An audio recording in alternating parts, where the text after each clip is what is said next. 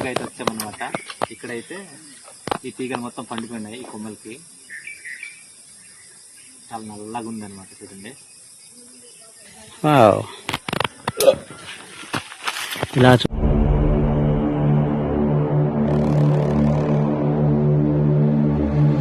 Friends, మేమైతే ఇప్పుడు మర్రిపళ్ళ కోసం వచ్చామన్నమాట.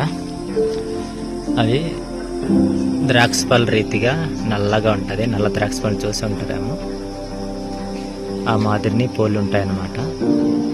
ఇవి ఈ సీజన్లో మాత్రమే మనకు లభిస్తాయి. ఇది అడవి ప్రాంతంలో చాలా ఎక్కువగా దొరుకుతుంటుంది. దీని టేస్ట్ కూడా చాలా బాగుంటుంది ఫ్రెండ్స్. ఓకే, వీటిని మీకు సేకరించి ఆ పండ్లు ఎలా ఉంటాయన్నది మీకు చూపించే ప్రయత్నం చేస్తాము. మేమైతే ఇప్పుడు వీటిని సేకరించడానికి నాతో పాటు ఇద్దరు సహోదరులు వచ్చారనమాట.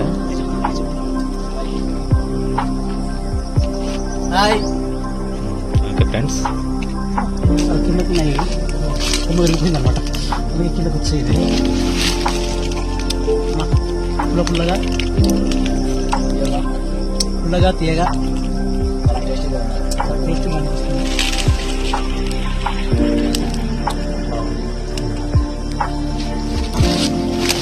చాలా టేస్టీగా ఉంటాయి ఫ్రెండ్స్. ఇవి మాకు ఈ సీజన్లో మాత్రం దొరుకుతుంది.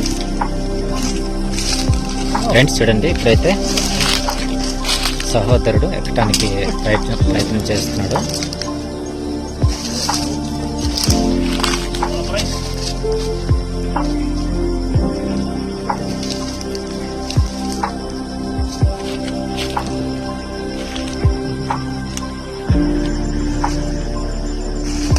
ఫ్రెండ్స్ చూడండి, సహోదరుడు అయితే ఎక్కేసాడు అనమాట.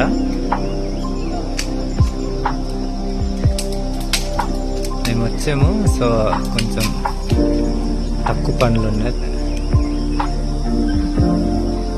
చూడండి, ఒకటి సేకరిస్తాడు అన్నట్టు.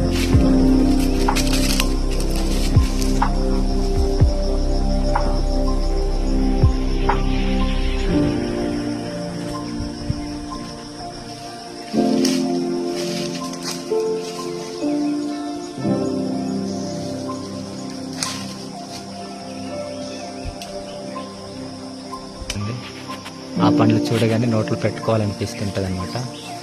అంత బాగుంటుంది, చాలా అందంగా కూడా ఉంటాయి. వీటిని మా వాడుక భాషలో, మా గిరిజన భాషలో రేకు అని కూడా అంటాం ఫ్రెండ్స్. మీ ప్రాంతాల్లో వీటిని ఏ ఏ పేర్లతో పిలుస్తారో కామెంట్ రూపంలో తెలియపరచండి.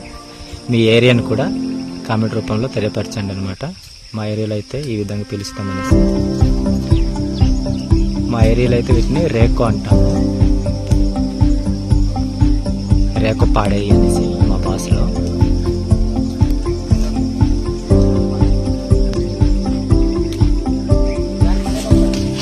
ఈ రకంగా నల్లగా ఉంటుంది అనమాట. అవి పండినవి కలర్ మారుతుంది.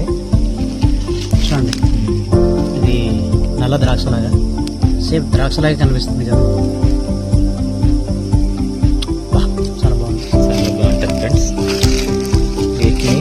పిక్కతో తింటేనే మనకు టేస్ట్ అనిపిస్తుంది.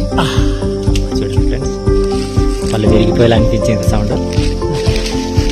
చూడండి ఫ్రెండ్స్, పండినవిలాగా నల్లగా ఉంటుంది అనమాట. నల్లగా ఉంటాయి, బ్లాక్ కలర్లో ఉంటుంది. మన పచ్చివిలాగా గ్రీన్ కలర్లో ఉంటాయి అనమాట. ఇలా బ్లాక్ కనిపిస్తుందంటే మనకు పండింది అని అర్థం.